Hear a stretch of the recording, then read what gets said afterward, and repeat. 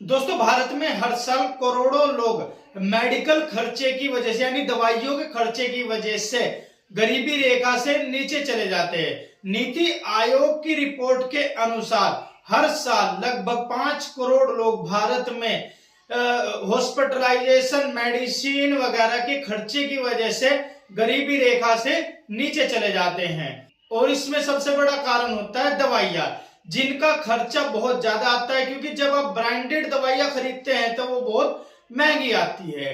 इसी का सॉल्यूशन भारत सरकार लेकर आई है, जो है जेनरिक दवाइयां। जी हाँ, आज हम इस वीडियो में बात करेंगे केंद्र सरकार के भारतीय जन औषधि केंद्र के बारे में। तो कैसे आप इसकी फ्रेंचाइजी लेकर इसे एक लाभकारी बिजनेस बना सकते हो और महीने का आराम से 30 से 40 हजार रुपए कमा लोगे। तो आज हम इस वीडियो में बात करेंगे भारतीय जन औषधि केंद्र के बारे में, कैसे आप इसकी फ्रेंचाइजी ले सकते हैं, इसमें निवेश कितना करना होगा, नियम और शर्तें क्या है, इन सभी के बारे में आज इस वीडियो में आपसे बात करेंगे। वीडियो को लास्ट तक जरूर देखिएगा, अच्छी लगे तो लाइक करके जरूर जाइएगा और अपने दोस्तों में शेयर करके जरूर जाइएगा। सबसे पहले हम बात कर लेते हैं कि जेनरिक दवाइयां, ब्रांडेड दवाइयां होती क्या है।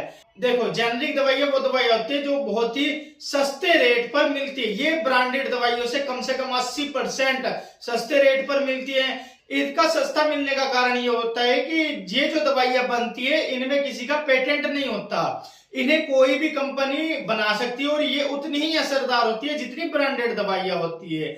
अगर बात करें ब्रांडेड दवाइयां की, तो ब्रांडेड दवाइयों पर कंपनियों का पेटेंट होता है, क्योंकि हर दवाई को कोई खास कंपनी ही बना सकती है, उसको कोई दूसरी कंपनी नहीं बना सकती।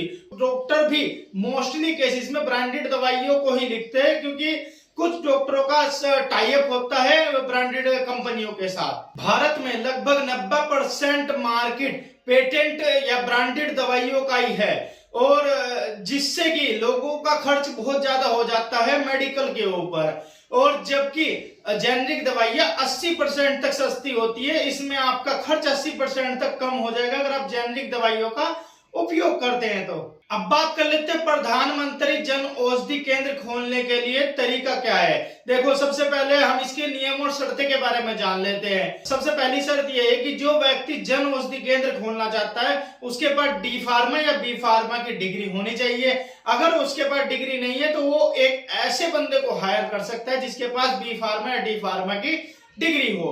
बात करें जगह की, तो जगह 120 स्क्वायर फीट दुकान के लिए जगह होनी चाहिए, जिससे कि आप अपनी सारी जेनरिक दवाइयां वहां पर रख सके। फार्मासिस्ट लाइसेंस, आपके पास एक ऐसा बंदा जरूर होना चाहिए जिसके पास फार्मासिस्ट लाइसेंस हो। आवेदन शुल्क की अगर मैं बात करूं तो यहाँ पर सामान्य वर्ग के लिए आवेदन शुल्क है 5,000 रुपए, और बाकी जो SC ST OBC, ex serviceman, backward class या फिर विकलांगता के जो कोटे से आता है उनका आवेदन शुल्क 0 है। अब एक लास्ट शर्त यह है कि 100 मीटर के दायरे में, जहां आप अपना जन औषधि केंद्र खोल रहे हो उसके 100 मीटर के दायरे में कोई भी दूसरा जन औषधि केंद्र नहीं होना चाहिए। अगर आपके नजदीक कोई सरकारी अस्पताल या 100 बेड वाला निजी अस्पताल हो तो उसके 500 मीटर के एरिया में आपको जन औषधि केंद्र नहीं खोलना है।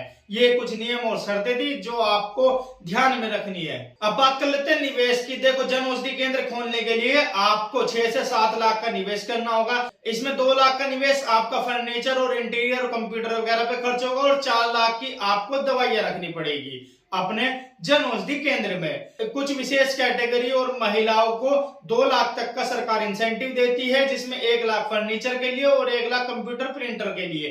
इन सब का इंसेंटिव सरकार द्वारा मिल जाता है। अब बात कर लेते हैं प्रॉफिट की। देखो, अगर आप 1 लाख की दवाइयां एक महीने में सेल करते हो तो आपको 20,000 रुपए का प्रॉफिट आराम से हो जाएगा। साथ ही साथ सरकार भी आपकी जो सेल होती है उस पर 15% का इंसेंटिव आपको देती है, जस्ट कैशबैक समझ लो इसे। तो अगर आप 1 लाख का सेल करते हो तो आपको सरकार की तरफ से 15,000 का इंसेंटिव या 15,000 का कैशबैक दिया जाता है। इस तरीके से आप 1 लाख की दवाई सेल करने पर 35,000 रुपए महीना कमा सकते हो। अगर आप ज्यादा की सेल करते हो तो आप ज्यादा रुपए कमा लोगे। ये आपका एक ऐसा बिजनेस होगा जिसे आप एक बार शुरू कर लोगे तो सालों साल चलता रहेगा और कंटिन्यूअसली प्रॉफिट आपके पास आता रहेगा। आपको ये जरूरी नहीं कि आपको खुद से करना है, आप किसी बंदे को भी हायर करके 15,000 20,000 में वहां बैठा सकते हो। वो आपका सारा काम करेगा। उसके बाद जो उसको सैलरी देने के बाद आपके पास जो प्रॉफिट बचेगा वो आपका कंटिन्यूअसली इनकम हो जाएगी एक जगह से आती हुई। अब प्रधानमंत्री जन औषधि केंद्र के फायदे के बारे में बात कर लेते हैं। देखो इसका सबसे बड़ा फायदा ये है कि आप सबसे पहले लोगों की सेवा कर रहे होते हैं। दूसरा ये कि महिलाएं और जो बैकवर्ड क्लास से लोग आते हैं उनको सरकार अलग से इंसेंटिव देती है। तीसरा कि इसकी प्रतिस्पर्धा कम है, यानी कि जन औषधि केंद्र बहुत कम है अभी, तो इसकी प्रतिस्पर्धा भी कम है। और एक मैं आपको ऑलरेडी बता ही चुका हूं, लंबी अवधि के लिए सालों साल एक कंटिन्यूअसली प्रॉफिट आपके घर में आता रहेगा। अब बात कर लेते हैं लास्ट में कि इसके लिए आपको अप्लाई कैसे करना है। देखो अप्लाई करने का सिंपल तरीका, आप वेबसाइट पर जाइए www.janaushadhi.government.in। इस पे जाने के बाद आपको एक ऑप्शन दिखाई देगा अप्लाई फॉर केंद्र।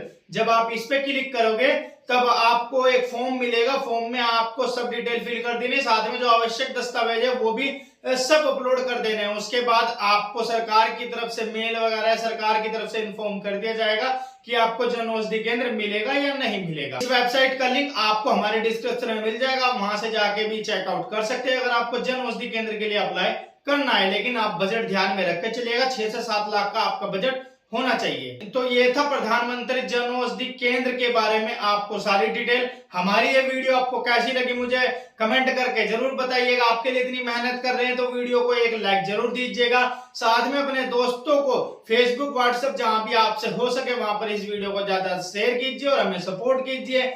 और हमारे और भी चैनल है जो इनका लिंक आपको डिस्क्रिप्शन में मिल जाएगा, उनको जाके भी चेकआउट करिए।